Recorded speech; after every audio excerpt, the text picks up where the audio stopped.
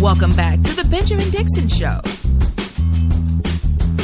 If you're hearing his voice, you're hearing the voice of reason. Welcome back, ladies and gentlemen. Welcome back. Okay.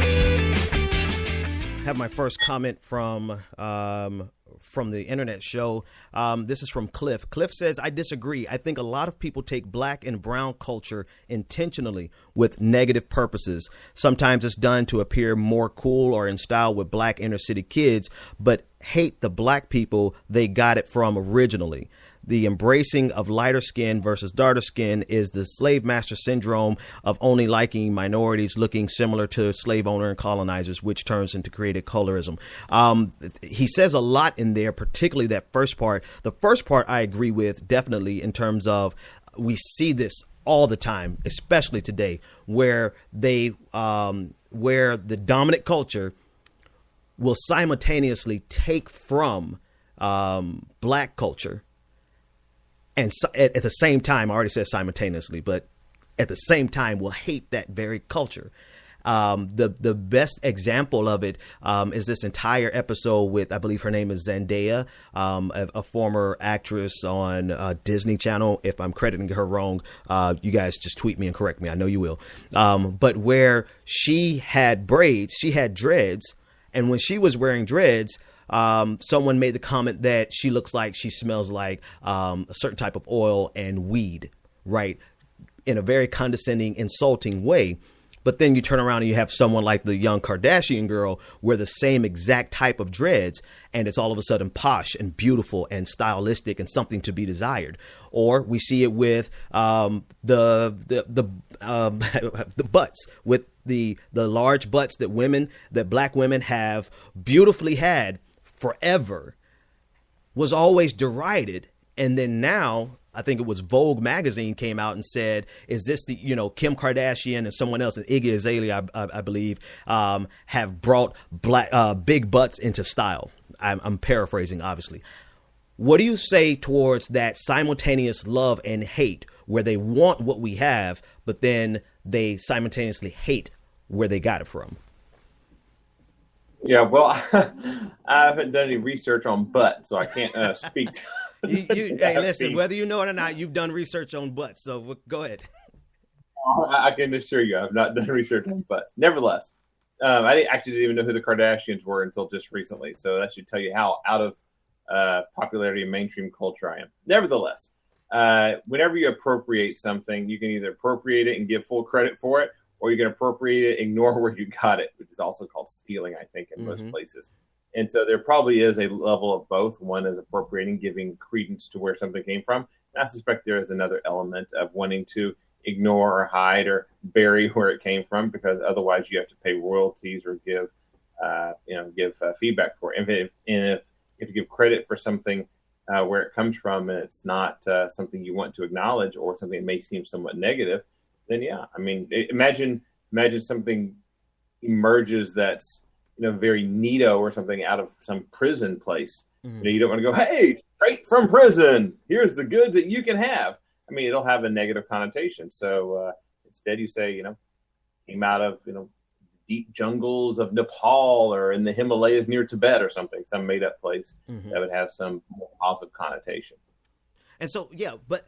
And I see where you're coming from with that. I think the thing is that while this is happening, and of course we could tie this back to the more scholarly portions of it, but it has become such a tangible, real thing that is visible almost in everyday, definitely pop culture life. And I'm with you. I can barely tell you where most of these people are from. I have done extensive research on butts, but I can't tell you Iggy Azalea from Azalea Banks, even though I could, but I get a little confused there. But the point of what I'm saying is that in pop culture, it is so prevalent.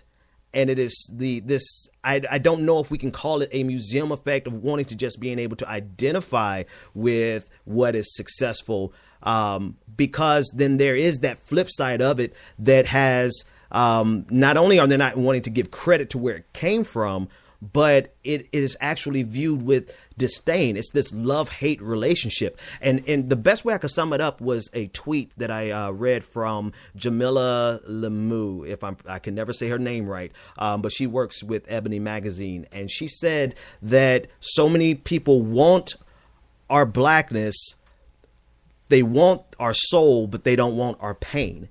And so if we were to tie this back to the museum effect or cultural appropriation as a whole, or even the research that you've done with plantations, have you seen that in the trend in any of the research that you've gathered where people want to identify, or actually, I think you've already said it, people want to identify with the successful parts of it, and then they end up taking over it without ever giving credit to where it came from or ever acknowledging the pain that created that successful space that they wanted to be a part of? I know I just said a lot and kind of fubbed my way through it, but what do you think about that in terms of the academic side and your research, the love-hate simultaneously? Yeah, that's not really something I've explored, and it's really something that's really hard for me to be honest, to put my mind around. I do study this cultural appropriation and these visitors and what they do, but the idea of hating someone is just sort of almost beyond my grasp. It's hard to really get into my mind space of why you would hate a person or a group of people with such a broad paintbrush. And so it seems sort of odd. I know there are hate groups and people that, thrive on hating people for no particular reason. And too often they show up in the news when they do horrible stuff. But it to me, let's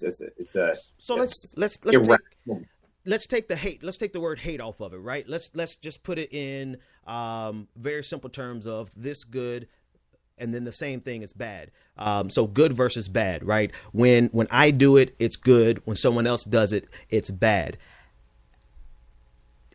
I guess where I'm going with this is when we were talking about the museum effect, this is what I heard was that people want to identify with the good parts of history, right? They want to identify with the successful parts of history. Here's a victory in the civil rights movement, but will there ever give any credence to the role that they played to the bad parts of that history, right? So they're trying to get the good out of it with never even acknowledging the bad that's out of it. The case in point is there are a lot of people who there is a anecdotally, right? I got to make sure I delineate between a stat and something that's an anecdote. But anecdotally, there is a propensity in some white spaces to just completely ignore the reality of racism, while at the same time they want to co-opt a Dr. King.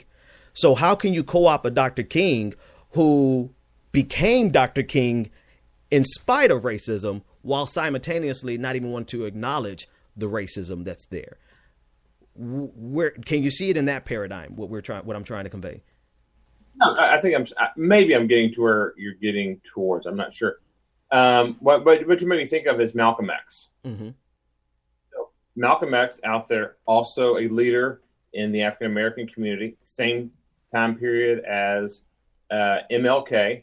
And you look at the National Civil Rights Museum and the MLK section, the Black Panther section, very small. But what you don't see is I don't see a whitening of Malcolm X. I don't see Malcolm X Boulevard in streets. I don't see a monument on the mall to Malcolm X, etc. However, if there was such a time, if someone, let's just say Rupert Murdoch decided he wanted to appropriate Malcolm X for his huge corporation, he could actually transform over time the perception of Malcolm X. I'm sure you could pull selective quotes out. I'm sure you could probably use some sort of manipulation and start lightening Malcolm X over time, soften the message, and start selling it to mass consumerism for whatever purpose. But he was not the one that was chosen, and he's firmly ensconced still in the place that he was historically, and also because MLK is growing in stature nationally and internationally. Just don't forget, you walk into the Slave Museum, the International Slavery Museum in Liverpool, UK, and and you walk in there, and there is a picture as soon as you get off the elevator on the third floor of Martin Luther King Jr. He's over in the UK. He is an international figure. You don't see that with Malcolm X. Mm-hmm. In fact, he's slowly, at the time, number of pages, number of photos, number of even the posters of him like shooting the finger, I think at the reporter or whatever, giving the finger, even those have disappeared from sort of pop culture acquisition. So he's becoming a marginal figure in history, where MLK is starting to fill that space for whatever purposes by whatever groups. I think you segued brilliantly into the Rupert Murdoch issue, because I think and what we're referring to now, ladies and gentlemen, is the tweet that Rupert Murdoch sent out last night, where he said he applauded Ben and Candy Carson, and he said, "What about a real black president who can bring racial unity?" And so here is Rupert Murdoch, a billionaire, media mogul, white guy from Australia, who is now dictating to America and Black America what is real blackness and what is not real blackness, and what is acceptable and what is not acceptable. Clearly juxtaposed to President Obama, right? There's no doubt that he made that statement and juxtaposed it directly to President Obama. In terms of co-opting a message, in terms of co-opting a person, just tell me, what was your reaction to that tweet and some of the things that you felt about it? Sure.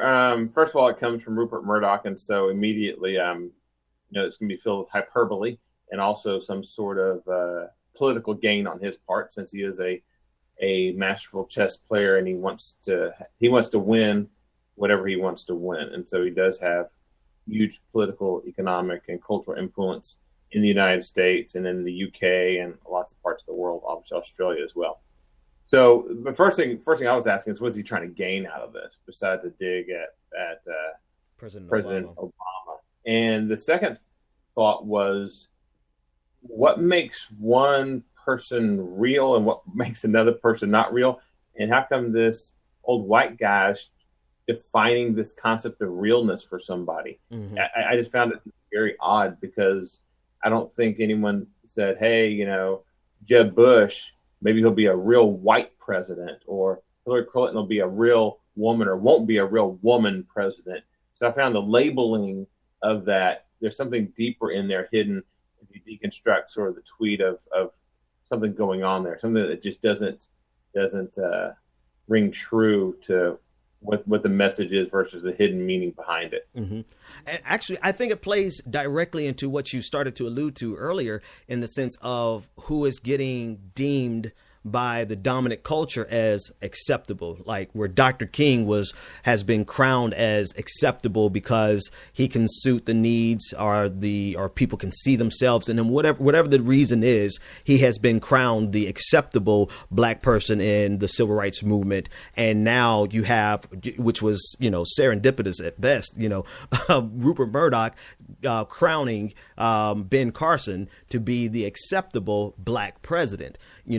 I think it plays directly to that desire by some people to clearly indicate or control what portions of blackness can be acceptable. Now, with Rupert Murdoch, clearly there's a right-wing conservative agenda that goes along with him. But besides the political agenda, it spoke large social cultural implications to the fact that this is nothing new, right? It spoke to me in terms of history. There's always been that control of the dominant culture being able to prop up one and tear down another. And it was like, I know we discussed having this conversation, but when I saw that tweet last night, I'm like, this is exactly the same case of, we can prop up historically in a museum, we could prop up a narrative that is comfortable, we could prop up something that is palatable to the dominant culture, and tear down simultaneously that type of blackness or that type of otherness that we simply can't find or palate or handle. So without going into the political implications of it, because I'll save that for my show tomorrow, because I have plenty of understanding of what he's trying to do from the conservative point of view. But just culturally, I thought that was I thought the timing could not have been better for our conversation. But then it was just such a blatant example of here, black people, this is the guy you should like. And here, black people, this guy is not really the guy that you should like. And I've seen that so many times throughout history. You want to say anything about that before I move on to the next question? Yeah, it's actually it's as much about being president of the United States as anything else.